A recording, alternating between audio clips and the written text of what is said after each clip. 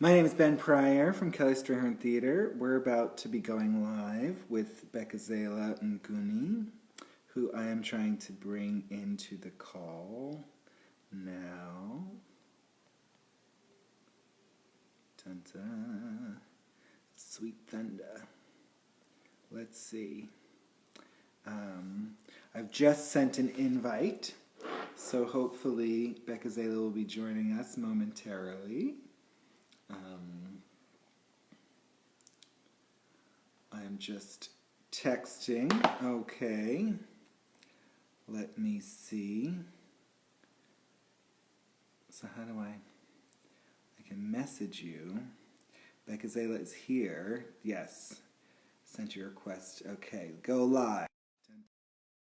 Is it happening? Is it happening? It's always so exciting. Yes! Hi. Hi. How are you? Nice to see you. I'm okay. Were you enjoying the sing-off? I was. It's funny. I was like, okay, I can do this. This is my first live ever. You just gotta improvise and go with it. I said you just gotta improvise and go with it. Yeah, I was like, I'm just gonna do it. Just have fun.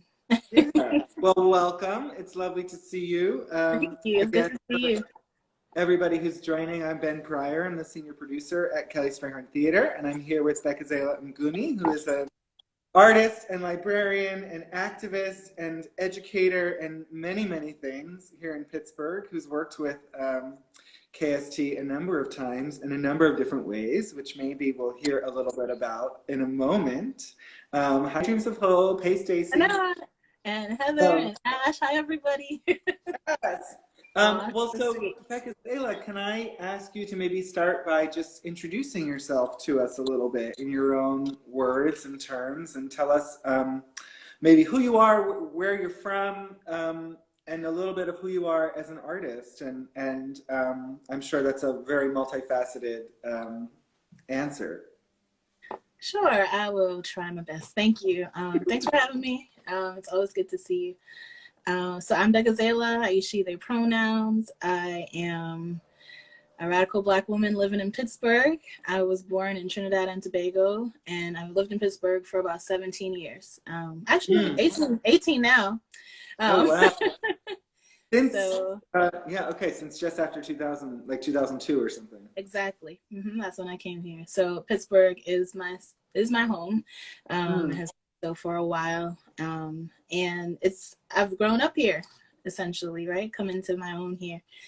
And go ahead. I came to school. I came to go to the University of Pittsburgh. And it's so funny, very, very silly. Someone was talking about rugby yesterday, and whenever I only applied to Pitt because they were like, the Pitt Pathfinders were wearing rugby t-shirts on their school like magazine or whatever. I was like, oh, that's interesting. But it turned out to be quality, very silly reason, but it was a quality choice. And I met some of the most amazing people here. One of my dear friends, Brian Francis, who is a wonderful poet, we met on the Amtrak train coming to Pittsburgh, and we were like, are you going to Pittsburgh? Because there's really only two of us in a very empty train car. And so we met all those years ago. But I am fortunate to have a lot of really amazing community here in Pittsburgh. Really, the people of Pittsburgh who are my dear friends and family, and who inspire me, make Pittsburgh what it is for me. So I feel really blessed to have some beautiful community here, because that's what makes my life feel really rich and vibrant and keeps me going. I am an educator, and I work in schools and out of schools with Dreams of Hope, which is an LGBTQ youth arts organization, but I also work with various arts organizations in an educational capacity. So that's also taught me a lot and given me an outlet as an artist to do my work, but also to grow. And I didn't go to school formally for art in any capacity. I feel like I was community educated as an artist, and specifically shout out to the Braddock Library for giving me my my really early training as a screen printer, which is one of my primary forms of creative expression as a visual artist. So that's one of my one of the places I learned to screen print, and I also learned at the Artist Image Resource as well. So that's one of my one of the things that's really dear to me in terms of my expression as a screen printer. Learning at the library as a librarian, it has also been meaningful in that way, because it shows how the library is just a really a space of possibility, which is what I try to do with my work as a librarian, is really to show that libraries are not just one thing. We often think of them as just like a space where you go and get books, but they're this place of just wildly imaginative opportunities and space for us to learn and grow and to share with our community. So I'm also, you know, a reader. I'm reading a lot these days and listening to books a lot these days. I'm a thinker. I like being home a bit because I get to have some space with myself and time to dream. I'm curious. I am also like a radical queer woman. You know, I am really inspired by our history as queer and trans people, and who we are and what we have contributed to this society in terms of thinking about freedom. And if you were in my home right now, that's really what surrounds me, are tons of books about, and that's really what has given me a lot of motivation in the last few years, and inspiration, is really connecting to my purpose as a person who wants to share with others through literature. And so I get inspired by the work that we have done as queer and trans people to write our stories and to share our stories, because they really do liberate. They liberate ourselves and they liberate others. So that's really something that excites me and sort of informs a lot of my work and what I try to share. Super. I have so many little questions that I want to ask based on that. My first is, what do you screen print? What kinds of things? Like t-shirts, tote bags, or what?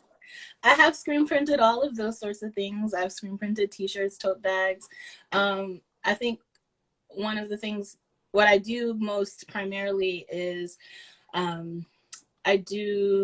have a series of images of Black women that I've been working on for a couple of years now. And it's a series of different women that I felt I wanted to create as saints, because in my experience, coming from my background growing up, I was raised Anglican, which I always call Catholic light. It's like Diet Catholic.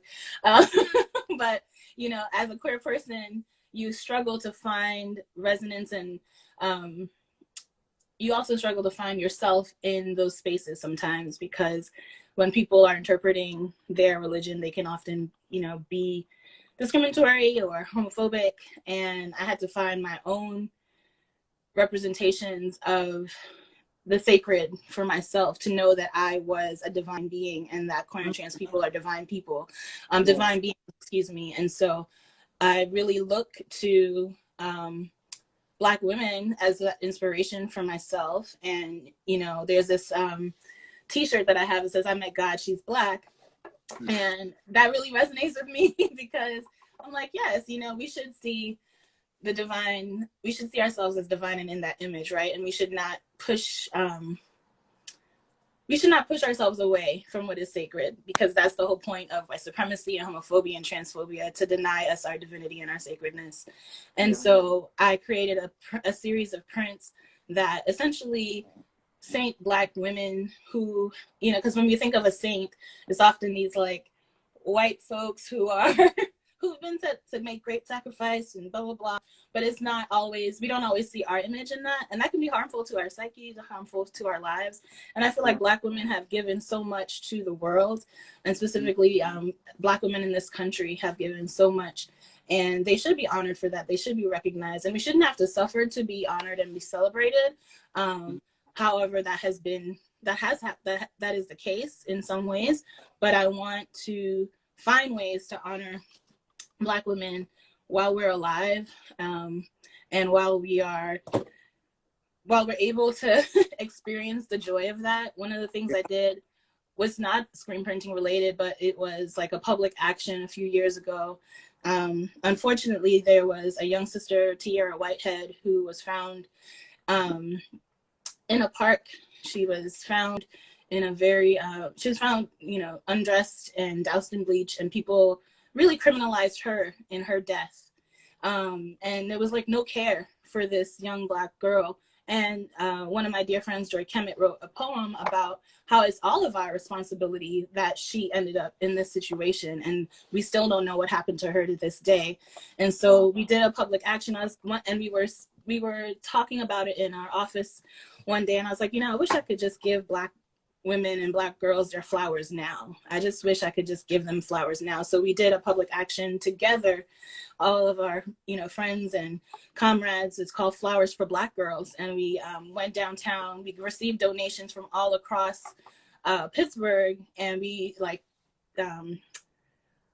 created a packet of flowers and a quote from Audre Lorde, and we passed them out to Black women and girls, and just let them know that we saw them and we appreciated them and we were celebrating them. And so that always stays with me, because that essentially is connected to how I see those prints. When I think of those prints, I'm like, oh wow, I've created my own spiritual iconography. I've created something that I can look to and remember now, and hopefully share into the culture, a way that we can see ourselves, because that's part of what white supremacy does. It takes away our images. It denies us visibility. It denies us recognition, so that you feel like you shouldn't exist, or you can't exist, or you should strive to be something else.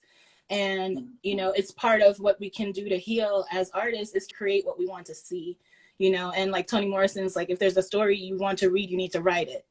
And so that's the thing with my prints, is try to create what I want to see, because when I was coming out, I didn't know stories about Black queer people. I didn't know where to find them. It was as if we never existed, and that was not true. And so a lot of my work in literature, in finding work, in celebrating literature that we've written, or in creating visual art, is about being like, we have a long legacy and we should celebrate that, and we have a really amazing future ahead too. Yeah, wow. I'm curious if you can tell us some of the saints. I'm sort of curious as to what sort of directions they went in, and or like, where can we see these prints, and or can we purchase these prints currently, or something like that? Yeah, so it's really interesting because I don't know if you know, this week I saw that Ida B. Wells was awarded a Pulitzer Prize. And I did a print for her. I did a print for Ida B. Wells, and I called her the mother of the Black Lives Matter movement, essentially, because she was an anti-lynching crusader when she was alive, and she, shone the light of truth upon, the lie that we were, the lies being told about what was happening to Black people at the time that she was alive. And so I found it really amazing that she would be awarded a Pulitzer Prize. Also, difficult to sit with the fact that lynching is still happening, and that we're thinking about this young brother Ahmaud today, and other Black people who are still being murdered unjustly. And so one of the prints was for her, because of the work that she did, and so courageously did at the time that she was alive, and her spirit still lives. So Ida B. Wells is one of the folks that I did a print for. I also did a print for Henrietta Lacks. I don't know if you know her story, but it's really important. I encourage anyone to, Google her and learn about her. And, Henrietta Lacks is a Black woman who had cancer, and her cells were taken without her consent, and were experimented upon, because they realized that they were called the HeLa cells. They realized that her cells reproduce and multiply without ceasing. You know, they were immortal. And so there's a book about her life, and I think it's called Immortal Life of Henrietta Lacks, by Rebecca Skloot. And this is really about, when you think about Henrietta Lacks and you think about Black women in this country, there's a history of our bodies being exploited to further science and to advance science. And so, you know, there's so much about what we have today and what we've benefited from today, where we don't give honor and credit to Black women. We don't also recognize the ways that we've been exploited and the violence that we've experienced. And in a similar vein, there's a print for Anarcha Betsy and Lucy. It's called Anarcha Betsy and Lucy Meet Their Midwives. So there are two granny midwives who, it's a term that was given to elderly Black women in the United States who were midwives in their community. We've also called them the grand midwives now, because granny midwives was sort of a derogatory term. And the print has the names of Anarcha Betsy and Lucy, which surround those two midwives from South Florida, who were alive in the 1930s. And that print really speaks to Anarcha Betsy and Lucy, and those are three of the women whose names we know, who were brutalized and experimented upon by J. Marion Sims, who was called the father of gynecology, of modern obstetrics and gynecology. And so he has a really controversial and brutal history. You know, there's statues of him in the country, some of which have been taken down and people are lobbying to take them down. However, that print is for them, because I did it in the sense of like, oh, how can I create space where these Black women who are experimented upon, who were operated on for the sake of science without anesthesia, because he believed that Black women didn't feel pain. How can I create a space where they meet Black midwives who are tender with them, who hold them, who are able to heal them and create space for them in my own ancestral healing space, right? And so that's one of the prints that I did. And then the other, and so that print, you know, means a lot to me because, you know, as I said, as I've shared before, or I don't know if I've shared it fully with you, but I think we've talked a little bit about it, like reproductive justice is a huge part of my life. And the print with Henrietta Lacks as well, you know, it just speaks to how Black women have really sacrificed and been exploited for this country, and we continue to be disrespected, disregarded in so many ways. And, you know, it's no one but us who has done the work to ensure that we are seen, valued, and upheld, and who are fighting for us, you know. And New Voices for Reproductive Justice is an organization that's near and dear to my heart, which was founded really to ensure that Black women have self-determination about their bodies and are entirely well, you know, complete and, you know, total and complete well-being for Black women and girls. And so that's an organization that I spent a lot of time in my life working with and for. Latasha Mays does a lot of amazing work leading that organization with a wonderful coalition of people from around this area, from, you know, Ohio, Pittsburgh, Cleveland, but also nationally as well as internationally. That movement is there. And I think one of my favorite prints that I'll mention, because there are some others, but one of my favorite prints that I did was for Gladys Bentley, who was gender nonconforming, butch Black woman and entertainer, and who, you know, was wonderfully charming in, you know, in Harlem, and performed, and was just also had Trinidadian heritage.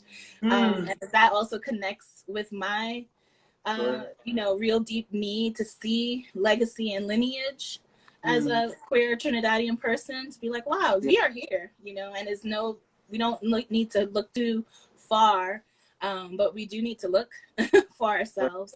And so, yeah, the prints are in many places. Some of them are online. If you follow me on, you know, my page or at Bekezela Mguni, you can see some of my prints. But also, I'll be sharing a little bit more in the future for folks to find them. But also shout out to Small Mall Pittsburgh, because they did carry my prints and have asked me, and so they carried my Zora Neale Hurston print actually, and that's another wonderful person to lift up as an ancestor. So yeah, you know, I just try to honor the people who have moved me, the ancestors that moved me, and I know that have moved so many of us, you know, and yes, I feel like I'm just, but yeah, thank you. No, it's so good. Has there been a show for the Prince? Have you done like a sort of retrospective? I'm curious as to how it's evolved as a body of work. If you sort of sat down and did 12 of them all together, or if it's been a kind of rolling thing, or how it's come to be. Yeah, my first micro-residency, my first residency really. Shout out to Boom Concepts, the wonderful Boom Concepts Creative Hub in Pittsburgh. I did my first showing of work there, which was so hard to do. It was such a big lift to fill that space and to really take the risk, to be brave, to do a solo show. But I was so grateful for the support that I had from people. Excuse me, I don't know if it paused, but Daryl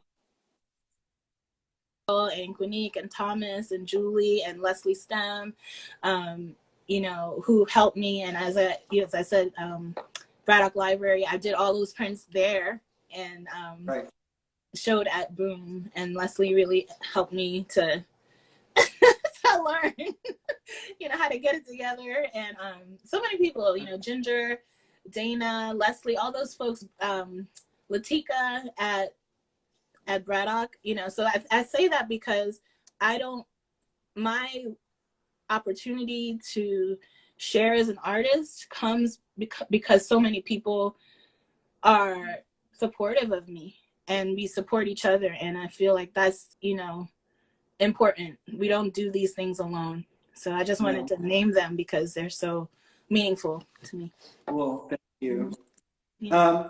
I do want you to talk a little bit more about the library work and maybe specifically Black Unicorn Project. But maybe before going into that, you could quickly tell us what you're reading right now. Okay, what I'm reading right now is / listening to, because I'm listening to it on audiobook. Okay. So good. I recommend it to everybody. I'm reading Sassafras, Cypress, and Indigo by Ndozake Shange, who is a beloved ancestor now. And it is so lush and lyrical and sensual. And it has, it's about these three sisters, Sassafras, Cypress, and Indigo, and their experiences in life as Black women. And you know, there are these delicious recipes in it. And the way that she references music and dance and weaving and just really about what it means to discover love and yourself, and to understand what you will and will not sacrifice, you know, and what it means to love deeply. And to discover a way of being in the world that's not dull and numb either, right? It's so sensual, literally, right? From the way that you can appreciate the moon to the way that you can appreciate food and skin and scents and dance and like the movement of your body and sex, right? And really being in it. And it's cool because you think about these folks who wrote, you know, I think young people, because I'm young, but I'm also grown too. When you're a certain age, you always know, you don't think about folks writing with such sensuality. You're always like, oh, folks are gonna be like prim and proper, and it's like, oh, when you discover and you open up these worlds again, you're like, oh wow, folks have lived really beautiful lives and multiple lives in their, you know, the span of their experience. And so I'm reading that book and I'm enjoying it. I'm almost done, so I'm kind of like, oh, what's gonna happen? But one thing I just finished was Create Dangerously, The Immigrant Artist at Work by Edwige Danica. And that book I would recommend to everybody too. I know you're like, because I was telling everybody to read a book. That's what I'll do. But I have no shame in it. But Create Dangerously is really phenomenal. And, you know, it's so important because I think one of the things that you walk away from is like, she's encouraging writers to write for people who read dangerously. right? And she talks about growing up in Haiti and how people would read these authors who would write subversive things, and that would be the way that they could sustain themselves in resistance, right? Because they couldn't find, there were other ways that they were being suppressed in the media and in other ways, in terms of on the radio and in literature and in journalism. There was so much suppression at certain times of while she was growing up, that in reading this literature and people really risking their lives to read literature that inspired resistance. So it was important for writers to be brave. Yeah. Right. And especially at a time like this, it was important she's reminding people that we need to write dangerously for people who are willing to read dangerously. And it takes a lot of courage for us to grasp hold to ideas that are different and that subvert the status quo and that challenge the norm. Right. And so I really am so grateful to have had a break, really, to read those two books. But yeah, to speak to that, I have the project. It's called the Black Unicorn Library and Archive Project, and it's been about, has it been 5 or 6 years now, but it's been in my heart for a very long time. I get excited thinking about books and libraries and archives and collecting and people learning. I'm like, if that makes me a nerd, then I am it. That, I get excited thinking about words, and reading a good poem is very delicious and nourishing for me. So I'm like, that's why I love this the book Sassafras, Cypress, and Indica, because the language is so good. And it's the fact that she includes recipes in it. It's like you're eating it, and you're like, this is everything. But have you cooked anything? What'd you say? Have you cooked any of the recipes from the book? I haven't cooked them yet, but I was thinking, I was like, that's what we should do. Or like that project for Oliver. I was talking to dear Oliver. Yes, shout out to Oliver. I'm like, that's interesting idea. Oliver and I are reading that book. He's beat me to it, actually. And I was sharing, I said, what we should do? We should like we a should series cook some of of the recipes. Yes. So thank you and we should. Okay, then we got you. We got you. Wild Rise. I hope you heard that. Okay. So look out, because that's the thing. I started out. My mother, she left Trinidad when I was 4, and she would send me books, and that really began my love of reading. And one of the things, and so that was also what sustained like a part of our relationship. And I would I love my mom, so I long for her in a lot of ways, but developing this love of reading really came from what she shared with me. And one of the things that I know very clearly is that I have always found my way to a library. In junior high, in high school, in college, like I worked in the libraries. I worked in the library in high school too, with nuns. Shout out to radical nuns, just saying. Because they're subversive too. They can be subversive too, just saying. People don't believe it, but it's true. But I was like, if things go left, I might be a nun one day. Don't judge me. It's gonna be cool. It's gonna be cool. But anyway, but basically, I think about what it means to discover a story that when you open it up, you're like, oh, I'm a part of this world. I'm a part of this world, and I have a legacy and a lineage that's beyond what I am even seeing in this moment. And I can know myself, and I know that I am not alone.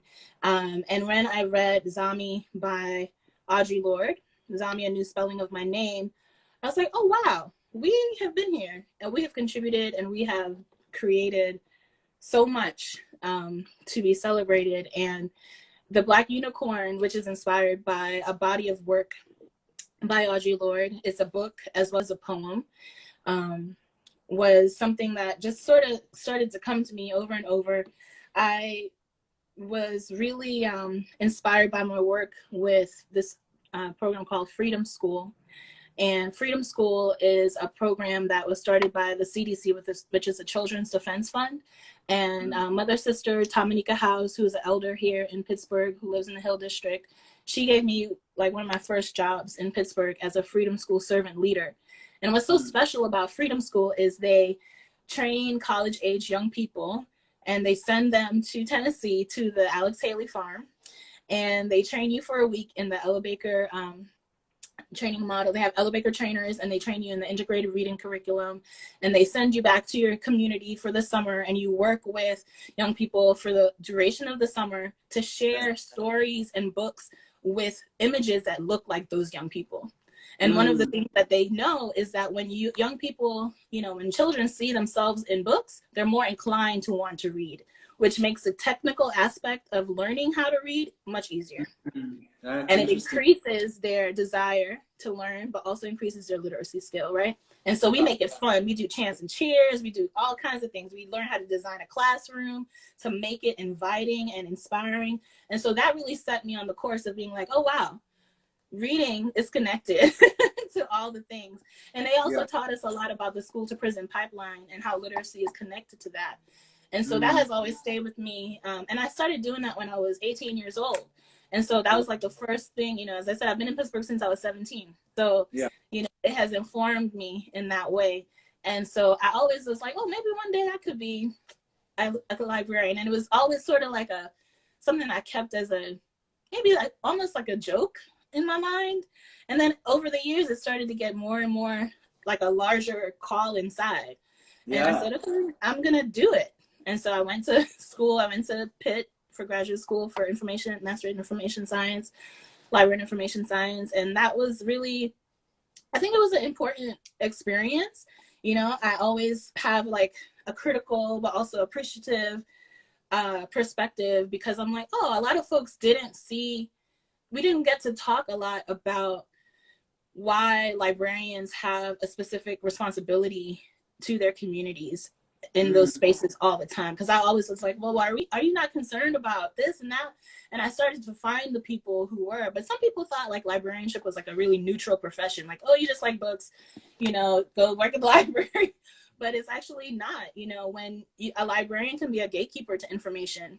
You can walk into, and Tamanika House shared this story with us of how there was a librarian in her life as a child who read Little Black Sambo to a white librarian, to a group of young Black children, and had them running around her. How harmful is that? And if it wasn't for, shout out to Raquel Rodriguez, who worked at the Pitt Library at Hillman when I was a freshman, who really made sure that the Afro-American collection, when I walked in there, I was like, this is amazing, right? Shout out to her. She was one of the first librarians of color that I met at Pitt. And I was so like literally enamored, like, wow, who are you? You're so cool. She's like, and she was also like, she was a librarian, she was a graffiti artist, she was a graphic designer, she was so many things. Yeah. Right. And so it showed me that you could be many things and also be a librarian and encourage people's desire to learn. And also I feel like one of the reasons why it's important to me is that literacy, in the Pedagogy of the Oppressed, Paulo Freire, he says, he taught people to read so they could read the world around them. And he wanted those people who were living, these were people who were farmers. He wanted them to know that their poverty wasn't an accident, right? Because literacy is not just about being able to read text on a page. It's like, oh, how can I read the power systems around me? Right. And as an activist, I think that's important for us to do. As an organizer, that's what you do. It's like and it's not even that you do it. You work in relationship with people, in solidarity with your community, for us all to be able to identify, how do you identify the target? Yeah. And then create a strategy to achieve a victory for what you want. Right. And so how do we think about liberation, and radical Black feminists, who wrote about their lives, whether it was through poetry or lyrical prose like Ntozake Shange, or through, specific philosophical thought around freedom, like Angela Davis might do, or whatever. They have written about liberation for us to really learn from, and to continue to do our work. And so I get excited about being like, oh, wow, this changed my life. This book changed my life. How can I share it with you? Or can I learn from you? What's exciting to you?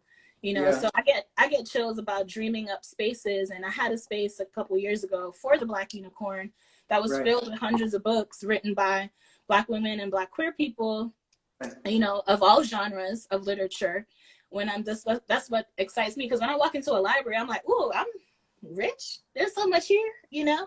And that's what I want people to feel, is that there's so much available to us. And libraries, I think, really show that communities want to learn together, that they want to, that they believe that they can share with one another, and that we have collective wealth, you know, and the resources, you know, that are available there. And so when you see the Little Fear libraries, or the tool libraries, or the seed libraries, or the toy lending libraries, that's all because we can actually share collective wealth together, and we believe that we will invest in one another. And it's a different way of thinking and relating to each other. So I get excited about thinking about how can we redefine our relationship to libraries, and also about cultural interventions and who we are taught to learn from. Like, the white canon of literature is always what is held to the highest, you know, it's like straight white men who are dead, but, you know. And I remember we brought Stacey Ann Chin here, who is a living Black out lesbian and a poet and writer. We brought her to Pittsburgh as a part of our Queer Caribbean Literature series. And one of the young people from Pitt was like, I've never read a person who was alive in my like school curriculum, you know? And I was like, what? And I was like, of all the things that people said about like, oh, thank you for this or thank you for that, I was so moved because they were like, oh, I have never read a person that was alive. I haven't read an author that was alive yet in my school experience. And I said, wow, that's deep, you know? And so, you know, I feel that, I mean, and there's so many wonderful people who are peers and elders and younger than I, who are doing work to lift our legacy and our literary legacy. You know, I get inspired by their work too. So as I got a little overwhelmed thinking about how awesome it is, but you know. I'm very inspired by you right now. I want to go to the library. I have an incredible vision of like, yeah, I don't know, you having some space and like doing incredible things with it, just from listening to you talk, and obviously the work that you've already done. But that to me feels exciting. Thank you. I don't know. I'm like fixated on the whole thought of you as mother to, you know, knowledge and yeah, the revolution. I don't know. I mean, that's like a lot, but really, it's super. I mean, I'd love to. Part of me feels like we should maybe wrap this up because we're going on 40 minutes. But I'm really, yeah, just the you know, I don't know if I can tell you the last time I've been inside a library, actually, and the thought of what that can be now. You know, I feel like that's been. Yeah, somewhat, I don't know, like the internet came and replaced the library, but like, no. And thinking about also what, just libraries as much more than books also, right? Which is I think something I've been naive about in my own personal thinking around that as some kind of institutional framework or entity or something. But I love, I don't know, it's very inspiring, your approach to what that thing can be. Thank you. I appreciate that. And, you know, I worked at the Store Oaks Public Library for a few years, and it, you know, I think about folks right now who don't have access to the internet and to computers, because when I worked there, hi, Brenda. Hi, Brenda. I think about the people who came in every day to use the computers and who needed support with various types of digital literacy and access. And I think about that role that libraries play, and how right now most libraries are closed, and people who don't have access to the internet in their homes right now are struggling because they don't have that resource. And we play a vital role. Public libraries play a vital role in filling in that gap. But then libraries, people are so creative. Librarians are so creative, and not just people who have the title of librarians. All the people who work in the library are sharing so much of their gifts, skills, and talents. And I'm really always amazed to hear of the teen programming, the youth programming, the children's programming for elderly, for our elders and seniors, people for all ages. August Wilson is a really wonderful example, if you learn his story, about being awarded a degree from the Carnegie Library of Pittsburgh, because, he was discriminated against in his education, and he went to the library to learn. And they recognized that he really used that space as a space to continue his education.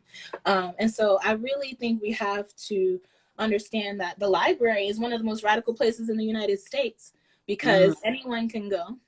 And it is not a passive role, and it is a critical role, and it should be informed for folks who are librarians. That's who I'm talking to right now, right? It's like we play a role in understanding, we have a social responsibility to everybody, and to think critically about how we serve our communities. And so we can't, we can't take it lightly what our responsibility is.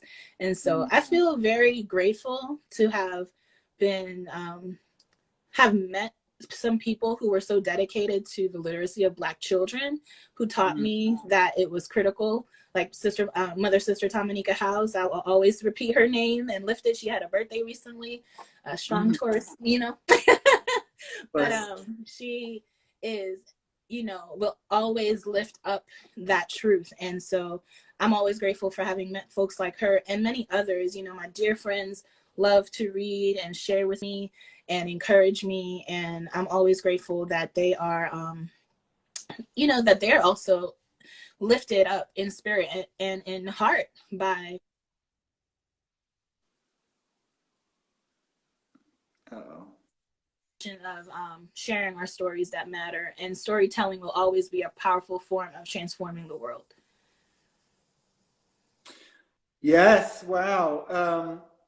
I feel like that's like the mic drop of our talk, maybe, because we have to have another meeting in 20 minutes or something. We have a day together. Yes. But this has been so lovely to talk to you and to hear about your work and your passions.